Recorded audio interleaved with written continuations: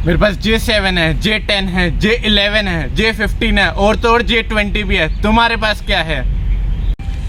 मेरे पास रफाल है।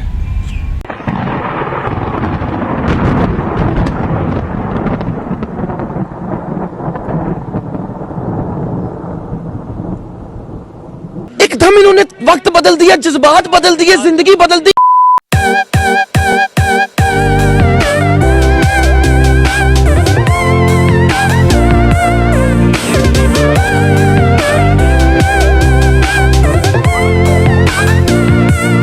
So finally दोस्तों 5 रफाल इंडिया के अंदर लैंड कर चुके हैं और इसके बारे में डिबेट बहुत ज़्यादा बढ़ गई है कि ये इंडिया का अब तक का सबसे ज़्यादा टेक्नोलॉजिकली एडवांस फाइटर जेट है। तो अगर जैसा कि हमें पता है कि इंडिया और चाइना बॉर्डर के ऊपर अभी भी सिचुएशन काफ़ी ज़्यादा टेंस है और अगर कोई एयर टू एयर कॉम्बैट होता है इंडिया और चाइना के बीच में, तो ये देखना बहुत ज़्यादा ज़रूरी हो जाता है कि रफाल चाइना के बेस्ट एयरक्राफ्ट यानी J20 के सामने कहाँ स्टैंड करेगा, क्योंकि J20 जैसा कि हमें पता है वो उनका बेस्ट एयरक्राफ्ट है। तो ऑब्वियसली चाइना उसको फ्रंट लाइन पे डिप्लॉय करेगा इंडिया के अगेंस्ट किसी भी एयर टू एयर कॉम्बैट में।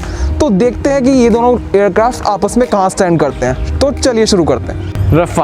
रफाल यार हम सबकी जान है, तो चलिए जानते हैं कि है क्या, थोड़ा इसके बारे में बात करते हैं। तो रफाल एक फ्रेंच ट्विन इंजन है जिसे डिज़ाइन करा है डसॉल्ट एविएशन ने। यार ये एक मल्टी रोल फाइटर जेट है जिसमें आपको कैनाल डेटा विंग्स देखने को मिलेंगे। अगर हम इसकी जनरेशन की बात करें तो ये 4.5 जनरेशन कंसीडर करा जाता है। दोस्तों J20 एक सिंगल सेट ट्विन इंजन है जिसे डिज़ाइन करा है ऑल वेदर पर्पस के लिए, जो कि एक स्टिल टेक्नोलॉजी पे काम करता है। फॉर एग्जांपल अगर ये फाइटर जेट वॉर जोन में जाता भी है तो भी ये रडार में नहीं दिखेगा। और यार एक 5th जनरेशन पर बेस्ड है, जो कि एक कंट्रोवर्सी है जिसे हम बाद में बात करेंगे। अगर हम बात करें इसकी डिज़ाइनिंग की, तो यार इस कंपनी की इस फाइटर जेट की डिज़ाइनिंग करी है चेंगडू एरोस्पेस कॉर्पोरेशन ने, जो कि एक चाइना की ही कंपनी। तो दोस्तों अगर हम रफाल की बात करें तो रफाल की रेंज स्टैंड करती है 3700 किलोमीटर्स पर। वहीं J20 को अगर हम देखें तो J20 की रेंज स्टैंड करती है 6000 किलोमीटर्स पर, जो कि साफ बताता है कि J20 इस मामले में रफाल से आगे है। यहीं दूसरी तरफ अगर हम टॉप स्पीड की बात करें तो रफाल की टॉप स्पीड है 2130 किलोमीटर्स पर आवर और J20 की टॉप स्पीड है 2223 किलोमीटर्स पर आवर। और अगर हम सर्विस सीलिंग की तरफ जाएंगे तो सर्विस सीलिंग के मामले में भी J20 ऑन पेपर रफाल से आगे जाता है, जहां पर J20 की जो सर्विस सीलिंग है वो स्टैंड करती है 20,000 मीटर्स पर और रफाल की सर्विस सीलिंग स्टैंड करती है 15,200 मीटर्स पर। तो दोस्तों रिपोर्ट के हिसाब से J20 के अंदर आईएसआर रडार टेक्नोलॉजी का यूज़ करा गया है और सिमिलर ही टेक्नोलॉजी रफाल में भी यूज़ करी गई है और यही दोनों टेक्नोलॉजी वर्ल्ड की सबसे एडवांस टेक्नोलॉजी है। तो दोस्तों आप लोगों के दिमाग में ये क्वेश्चन आ रहा होगा, क्या ये दोनों ही अगर सिमिलर टेक्नोलॉजी है तो ये दोनों ही इक्वल फाइटर जेट है क्या? नहीं दोस्तों, इन दोनों की टेक्नोलॉजी सिमिलर ज़रूर है पर सेम बिल्कुल भी नहीं है। अगर हम बात करें रफाल की, तो यार रफाल में टेक्नोलॉजी यूज़ हुई है इलेक्ट्रॉनिक वॉरफेयर सूट स्पेक्ट्रा का काम ये होता है कि कोई भी वॉर जोन में फाइटर जेट है उसको एयरक्राफ्ट को एयरफॉल से रोकना और ग्राउंड पे टच होने से बचाना। मान लो स्पेक्ट्रा का एग्जाम्पल काम क्या होता है, जैसे आप फाइटर जेट वॉर जोन में है और रेंज में कोई भी अगर फाइटर जेट आता है तो उसे पहले ही पहचान लेता है और साथ में वो उसको डिटेक्ट करने की कोशिश करता है कि मतलब पहले उसको रोकेगा, साथ में उसका नेटवर्क जैम कर देगा और साथ में वो करेगा क्या, उसको टाइम तो मिल ही गया तो वो इतने में अटैक भी कर देता है, तो कोई भी उसके सामने टिक नहीं सकता। अगर हम बात करें कॉस्ट की, तो रडार की और स्पेक्ट्रा की जो कॉस्ट है वो रफाल के अंदर 30% कॉस्ट है। तो दोस्तों हम बात करें अगर J20 की, तो यार J20 में एक ऐसी टेक्नोलॉजी का यूज़ किया है जिसको हम infrared search and track system कहते हैं। ये काम कैसे करता है कि ये आपको कोई भी ट्रैक होगा ना, मतलब सामने कुछ भी होगा तो ये पहले ही चीज़ें ट्रैक कर लेगा और साथ में ये 360 डिग्री में सब कुछ देख सकता है, मतलब वॉर जोन का पूरा व्यू देख सकता है। अगर हम एक चाइनीज़ एनालिस्ट है उसका ये कहना है कि फाइटर जेट के अंदर एक ऐसी चीज़ लगी है, एक ऐसी टेक्नोलॉजी लगी है जो चाइनीज़ सैटेलाइट का यूज़ करके कोई भी इंफॉर्मेशन ले सकते हैं।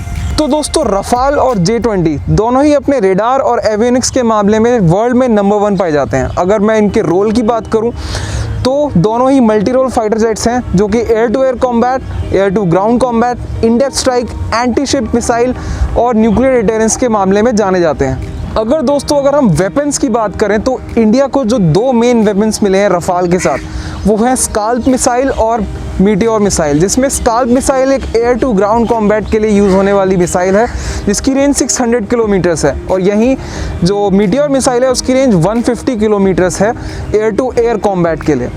अब यहाँ पर अगर हम देखें तो इससे पहले, इन दोनों मिसाइल्स के आने से पहले, जो एयर टू एयर कॉम्बैट की जो मिसाइल रेंज थी इंडिया की, वो महज 60 किलोमीटर थी, जो कि बढ़कर के अब 150 किलोमीटर तक हो गई है।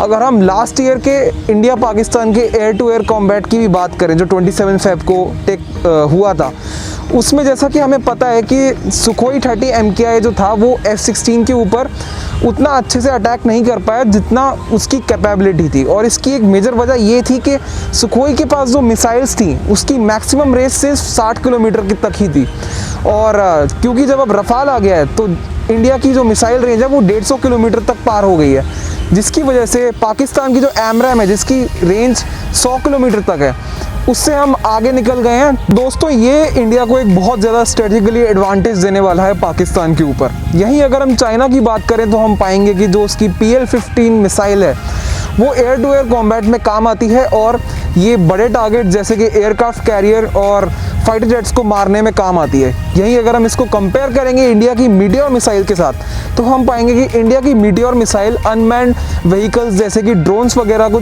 मारने में भी सक्षम है, जहाँ की और PL-15 की बात करें तो वो बड़े टारगेट्स के लिए बनी है, और रेंज के मामले में भी PL-15 मीटियोर से बेहतर है। PL-15 की रेंज 200 किलोमीटर है, वहीं मीटियोर की रेंज 150 किलोमीटर। तो दोस्तों क्या ये दावा सच है कि J-20 एक 5th जनरेशन एयरक्राफ्ट है? तो अगर मैं आपको बता दूँ, कोई भी एयरक्राफ्ट 5th जनरेशन का तब होता है जब वो रडार में ना दिखे, और अगर हम बात करें J-20 की तो यार ये आप सबको पता है कि एक कॉपी है अमेरिका के फाइटर जेट F-22 की, जिस पर एक स्टोरी है कि 2009 की बात है, रफाल की जब ट्रेनिंग एक्सरसाइज हो रही थी तो उसने अमेरिका के F-22 को रडार में पकड़ लिया था। और आप लोगों को पता ही है कि वो एक J-20 है जो हमारा है वो एक कॉपी है F-20 की। तो 90% एनालिस्ट का यही कहना है कि हम उसे 5th जनरेशन कंसीडर नहीं कर सकते, और कुछ लोगों का तो ये भी कहना है कि हम उसे अगर कंसीडर करेंगे भी तो 3.5 जनरेशन का, क्योंकि आज तक उसने एक भी ऑपरेशन नहीं करा, तो हमें उसकी जो स्पेसिफिकेशन है उस पर कोई भी कंफर्मेशन नहीं है। जिस फाइटर जेट ने आज तक अपनी खुद की कंट्री का कोई ऑपरेशन ना किया हो, कभी जंग का मैदान ना देखा हो, उससे तुम लोग क्या उम्मीद कर सकते हो कि वो कुछ करेगा? ये जो रफाल जिसका तुम नाम सुन रहे हो ना, अफ़गानिस्तान, लीबिया, ईरान, पता नहीं कहाँ पर 100% किल रेट देकर के आ चुका है।